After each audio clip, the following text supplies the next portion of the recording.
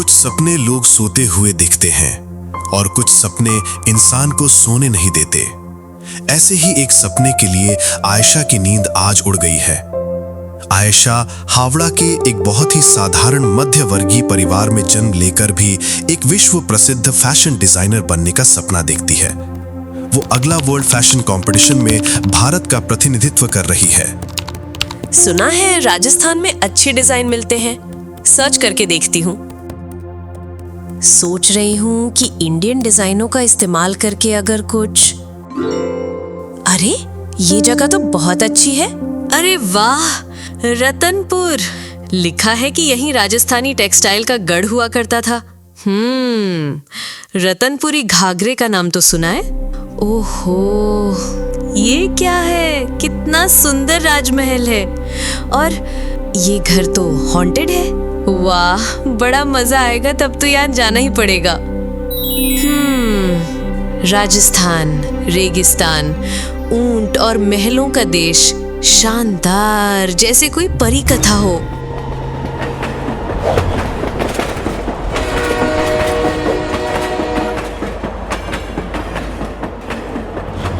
अचानक निकल तो पड़ी हूँ, पता नहीं जिस चीज के लिए मैं इतनी दूर आई हूँ वो मुझे मिलेगी भी या नहीं।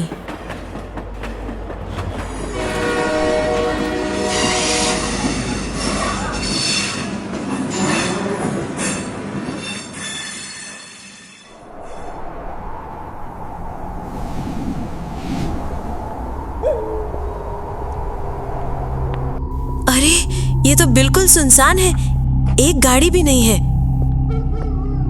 अरे वहां एक जीप खड़ी है। आयशा थोड़ा आगे बढ़कर एक जीप के सामने आती है। भैया, रतनपुर राजमहल चलेंगे? राजमहल? वो तो बड़ी भयानक जगह है दीदी, उस तरफ कोई नहीं जाता। उफ, जानती हूँ, तुम चलोगे? मैं एक्स्ट्रा पैसे दूंगी, चलो। ठीक है, जैसा आप चाहें।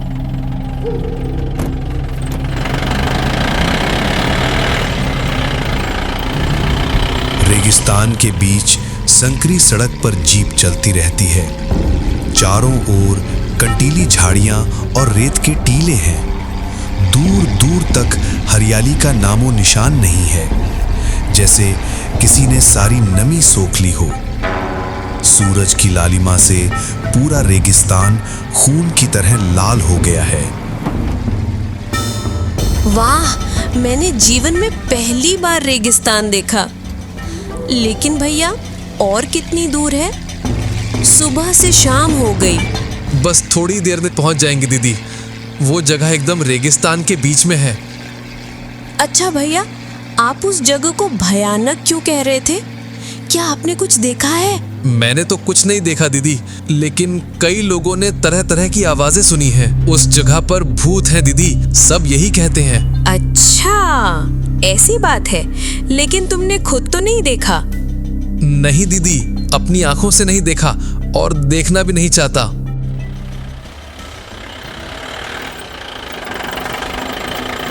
आयशा जीप से उतरकर सामने खड़ी हो जाती है। वाओ, नजरें नहीं हट रही। जैसा सोचा था उससे कहीं ज्यादा सुंदर है। मैं आपको एक बार फिर से आगाह कर रहा हूँ दीदी, मत जाइए। नहीं भैया, यहाँ आने से पहले मैं सच में दुविधा में थी कि जाऊं या नहीं, लेकिन अब इस राजमहल को देखकर लग रहा है कि मुझे यहाँ जाना ही होगा।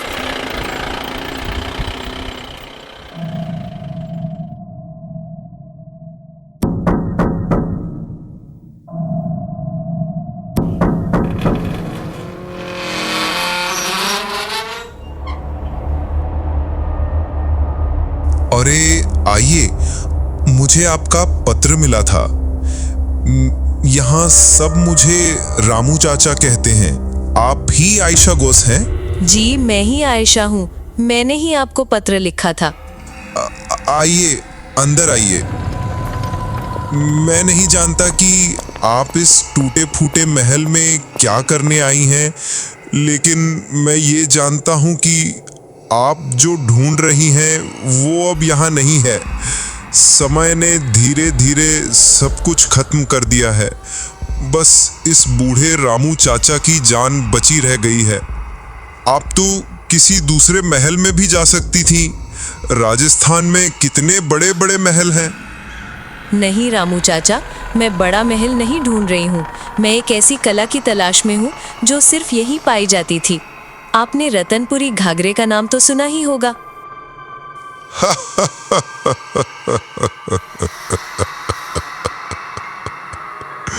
तुम क्या रतनपुरी घाघरा ढूंढ रही हो? तो तुम्हें बता दूं कि वो कला लगभग 160 साल से भी पहले खत्म हो चुकी है। यहाँ ढूंढने से तुम्हें घाघरा तो क्या, एक धागा भी नहीं मिलेगा। रतनपुर में अब कोई करघा नहीं चलाता, सब शहर चले गए हैं। इस रेगिस्तान के बीच में और कौन रहेगा? आप देख ही सकती हैं, इस जमाने में भी यहाँ बिजली का कोई भरोसा नहीं। 3 दिन रहती है तो 3 दिन नहीं। थोड़ा टीवी भी देख लूं, उसका भी कोई उपाय नहीं है। कोई सुख सुविधा नहीं है। इस टूटे हुए महल में सिर्फ सिसकियां हैं, इतिहास की सिसकियां। अच्छा, वो तस्वीर किसकी है रामू चाचा? ये हैं श्री प्रताप सिंह चौहान और ये हैं उनकी धर्मपत्नी हीराबाई। प्रताप सिंह ने ही ये महल बनवाया था और उन्हीं की वजह से रतनपुरी घाघरे ने पूरे भारत और दुनिया में नाम कमाया। उस समय मेरे दादाजी अमर सिंह उनके लिए काम करते थे, तभी से मेरा पूरा परिवार यहीं है। राजा ने पूरे देश से चुन चुन कर कारीगरों को यहाँ लाया था। हीराबाई भी ऐसे ही एक कारीगर की बेटी थी। उनके हाथों की कला और उनके रूप से राजा इतने मोहित हो गए कि उन्होंने उन्हें ही अपनी रानी बनाकर महल में ले आए। आज न तो वे रहे और ना ही वो राज। सिर्फ इतिहास की सिसकियां बची हैं, है ना रामू चाचा? शायद मैं वही सिसकियां सुनना चाहती हूँ।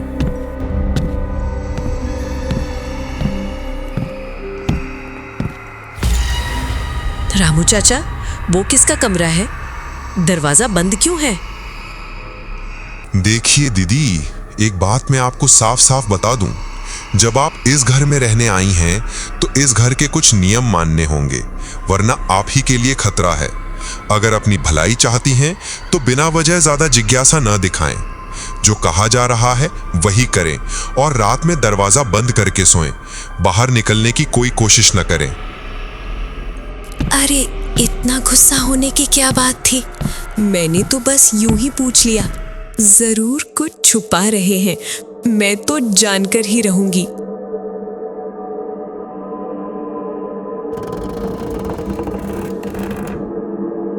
क्या उस बंद दरवाजे के पीछे वही है जो मैं सोच रही हूँ?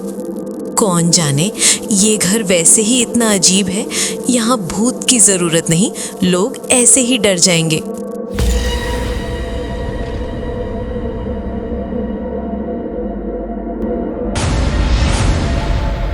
भूत के बारे में सोचते सोचते क्या सच में भूत ही देख लिया मैंने?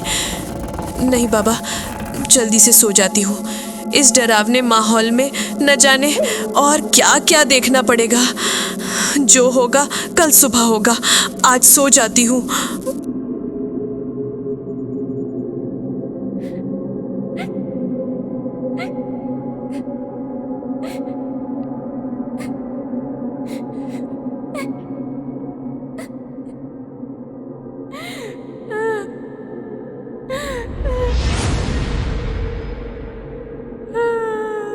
अरे, इतिहास के सिसकियां सुनने की बात थी, ये तो सच में किसी इंसान के रोने की आवाज है।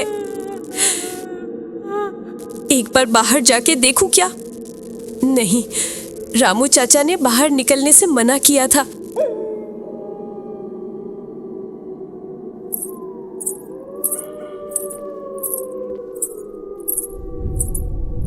अब तो साफ सुनाई दे रहा है कि कोई चल रहा है। क्या इस घर में रामू चाचा के अलावा भी कोई और रहता है? क्या रामू चाचा की कोई बेटी है? अब तो देखना ही पड़ेगा। अरे, फिर से रोने की आवाज। अब तो दरवाजा खोलना ही होगा, जरूर किसी को कुछ हुआ है। आयशा दरवाजा खोलकर बाहर कॉरिडोर में आ जाती है। कॉरिडोर में अंधेरा है, वहां कोई नहीं है, कोई आवाज भी नहीं। आयशा को अचानक बहुत ठंड लगने लगती है, जैसे अचानक सर्दियों का मौसम आ गया हो।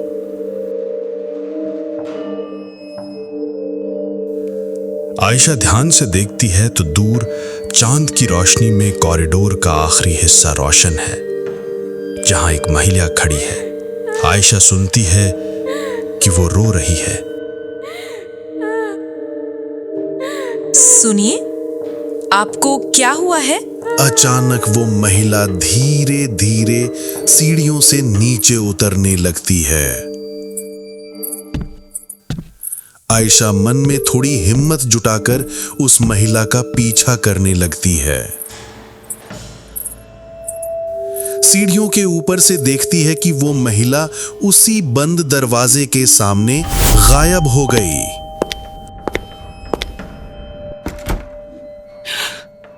बहुत हो गया, अब मुझे इस रहस्य को सुलझाना ही होगा। मुझे लगता है कि सारे रहस्य की जड़ उस बंद दरवाजे के अंदर ही है। आज भूत का भोजन बनने से कोई फायदा नहीं। जो करूंगी कल करूंगी। कल अगर बिजली आ गई तो अच्छा होगा।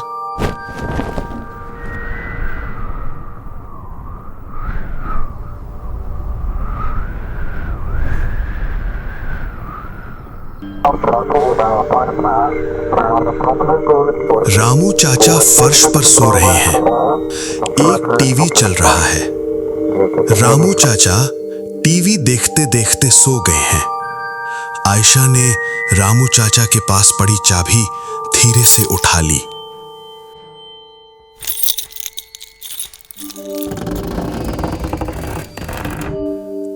आयशा दरवाजा खोलकर उस कमरे के अंदर दाखिल होती है। अंदर का कमरा अंधेरे और मकड़ी के जालों से भरा है। आयशा अच्छे से पूरे कमरे को देखने लगती है।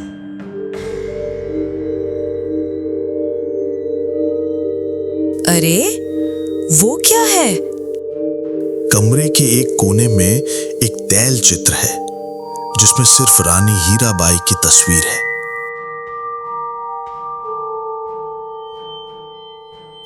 उस तस्वीर के नीचे एक बड़ी अलमारी जैसी कोई चीज सफेद कपड़े से ढकी है। आयशा उस कपड़े को खींचकर हटाती है तो एक बहुत ही प्राचीन हैंडलूम या करघा निकलता है। आयशा ये देखकर खुशी से भर जाती है। वाओ, ये तो उस पुराने जमाने का घाघरा है।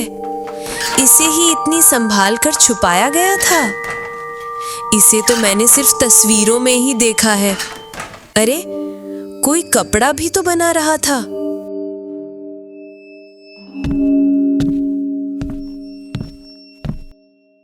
ये कपड़ा अगर पूरा होता तो अद्भुत लगता।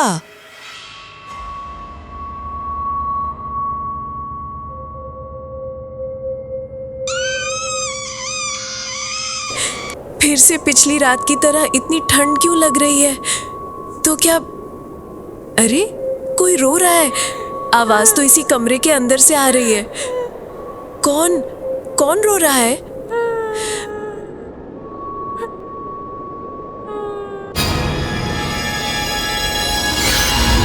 आयशा देखती है कि कमरे के एक कोने में अंधेरे में एक महिला खड़ी है, उसकी तरफ पीठ किए हुए। उसने लाल रंग का घाघरा चोली पहन रखा है और सिर पर घूंघट है, जैसा उसने कल रात देखा था। मैं शायद अब थोड़ा थोड़ा समझ रही हूँ। मैंने आपको देखा है तस्वीर में। आप हीराबाई हैं, है ना? तुम जानना चाहती हो कि मैं क्यों रो रही हूँ? चलो मेरे साथ, मैं तुम्हें दिखाती हूँ। हीराबाई एक एक कदम आगे बढ़ने लगती है और आयशा डर से एक एक कदम पीछे हटने लगती है। लेकिन आयशा के ज्यादा पीछे हटने से पहले ही हीराबाई आकर उसका हाथ पकड़ लेती है। आयशा की आंखों के सामने सब कुछ धुंधला हो जाता है। वाह, बहुत सुंदर हीरा। तुम्हारे हाथों का काम दुनिया में मशहूर होने वाला है। दुनिया के लिए नहीं, मैं ये सब सिर्फ अपनी खुशी के लिए और तुम्हारी आंखों में अपने लिए गर्व देखने के लिए बनाती हूँ। देखो, मुझे मोर पसंद है, इसलिए मैं ये घाघरा बना रही हूँ। मैंने इसका नाम मयूरी घाघरा रखा है। वाह, बहुत सुंदर। मुझे तुम पर हमेशा गर्व रहेगा। हुकुम, मैकडॉनल्ड साहब आए हैं। उफ, ये मैकडॉनल्ड साहब मुझे कभी शांति से नहीं रहने देंगे। कुछ बुरा ही हो ये जरूरी तो नहीं। जाओ, मिलकर आओ। जाना तो पड़ेगा ही।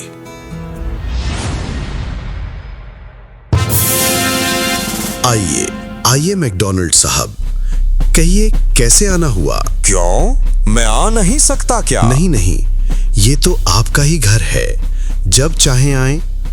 मैंने आपके इस रतनपुर के घाघरे के बारे में बहुत सुना है। मैंने ये भी सुना है कि आपकी रानी भी इस कला में बहुत निपुण हैं। आपने सही सुना है। मैं खुद उनकी प्रशंसा नहीं करना चाहता, लेकिन वो बहुत गुणी हैं। देखिए, मैं महारानी विक्टोरिया के लिए एक सुंदर पोशाक बनवाना चाहता हूं जिस पर एक मोर बना हो। मुझे पता चला है कि इस काम के लिए आपकी पत्नी से बेहतर कोई और नहीं हो सकता। लेकिन साहब, मेरी पत्नी केवल भारतीय पोशाक बनाती हैं, उन्हें विदेशी पोशाक बनानी नहीं आती। मैं ये अच्छी तरह जानता हूँ। आपकी पत्नी सिर्फ मेरे कारीगरों को सिखाएंगे, बाकी काम वे खुद कर लेंगे, आप चिंता ना करें। प्रताप चुप हो जाता है, समझ नहीं पाता कि क्या कहे। तभी झरोके के पीछे से हीराबाई कहती है, मुझे माफ कीजिएगा साहब, मेरी कला, मेरी शिक्षा सिर्फ मेरे लिए और मेरे देश के लोगों के लिए है। मैं ऐसे किसी को नहीं दे सकती।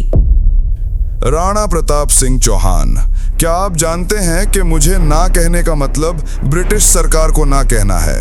क्या आप जानते हैं कि इसका अंजाम क्या हो सकता है? मैं राजपूत हूं साहब, और राजपूत किसी से नहीं डरता।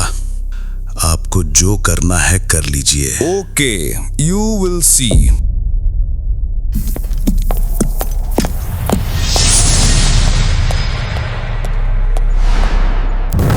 Smash them! Burn the village!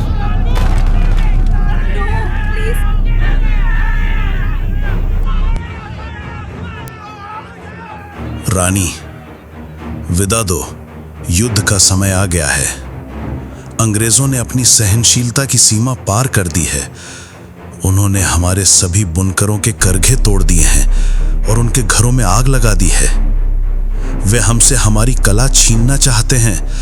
अब युद्ध के सिवा कोई और रास्ता नहीं है। नहीं, मैं युद्ध नहीं चाहती। अभी भी समय है। तुम साहब से कहो कि मैं उन्हें सब कुछ सिखा दूंगी। मैं ये सब कुछ नहीं चाहती।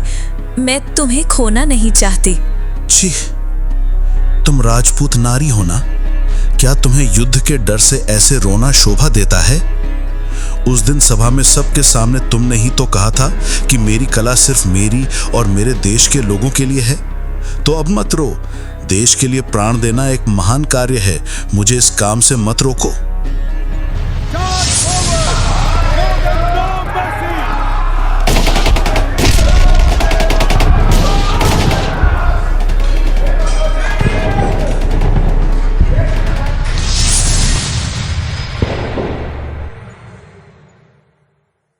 हुकुम, युद्ध में राजा जी की हार हो गई है। राजा जी की गोलियों से मृत्यु हो गई है। अंग्रेज सेना आपकी तलाश में इसी तरफ आ रही है। आप अभी यहां से भाग जाइए। नहीं, मैं नहीं भागूंगी, तुम अब जाओ। हीराबाई करघे के पास बैठकर बहुत रोती है।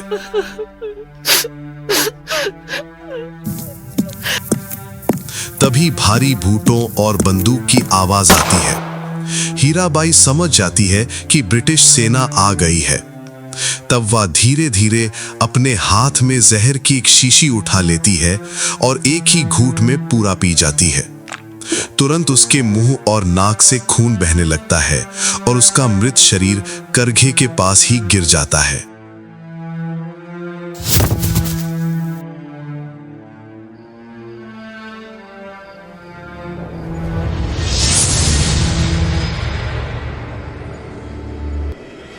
जब आयशा को होश आता है तो वो देखती है कि वो उसी अंधेरे कमरे के फर्श पर करघे के पास लेटी है जहां हीराबाई की मृत्यु हुई थी।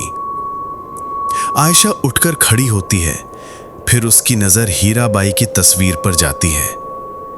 आयशा की आंखें आंसुओं से भर जाती हैं। तुमने एक बहुत महान काम के लिए खुद को समर्पित कर दिया। मैं भी इसी देश की बेटी हूँ और मैं भी इस देश का नाम दुनिया में रोशन करना चाहती हूँ। मैं तुम्हारा अधूरा काम पूरा करना चाहती हूँ, मेरी मदद करो। आयशा पुराने करघे पर हाथ रखती है और उसी के साथ एक अशरीरी हाथ भी उस करघे पर रखा जाता है। तुरंत करघा एक कैंच की आवाज के साथ कांप उठता है। आयशा जैसे ही उसे चलाने की कोशिश करती है, उसे आश्चर्य होता है कि अब करघा चलने लगा है। आयशा कुछ ही देर में पूरा घाघरा बना लेती है। वो उसे अपने दोनों हाथों में उठाती है और अपने काम को देखकर खुद हैरान रह जाती है। मोर पंखी रंग के घाघरे पर एक सुंदर मोर की आकृति है जो अपने पंख फैलाए हुए है। तभी वहां रामू चाचा आते हैं। आयशा के हाथ में पूरा घाघरा देखकर वो हैरान रह जाते हैं। उनकी आंखों में आंसू आ जाते हैं। देखो, बिल्कुल तुम्हारी रानी माँ जैसा बनाया है कि नहीं, बताओ। अरे रो क्यों रहे हो? यहाँ तो इतिहास रोता है, तुम क्यों रो रहे हो? अरे दीदी, इतने सालों बाद आपने इस घर के आंसू पोंछ दिए, इसलिए मैं खुद को रोक नहीं पा रहा हूँ। आज इस प्रतियोगिता की विजेता है designer Ayesha Bose from India. उनके बनाए हुए अद्भुत मयूरी घाघरा ने सबका ध्यान अपनी ओर खींचा है और जूरी भी हैरान रह गई है। मिस आयशा बोस, मैं आपसे अनुरोध करता हूं कि आप कुछ कहें। आज मुझे जो भी प्रशंसा मिल रही है, उसके पीछे एक और व्यक्ति का योगदान अविस्मरणीय है। उनका नाम है हीराबाई। वो राजस्थान की एक असाधारण कलाकार थी जो अपनी कला से अपना और अपने देश का नाम रोशन करना चाहती थी, लेकिन कर नहीं पाई। मैं अपना ये पुरस्कार भी उन्हीं के नाम समर्पित करना चाहती हूँ। वो आज जहाँ भी हो, उनका सपना पूरा हो गया है।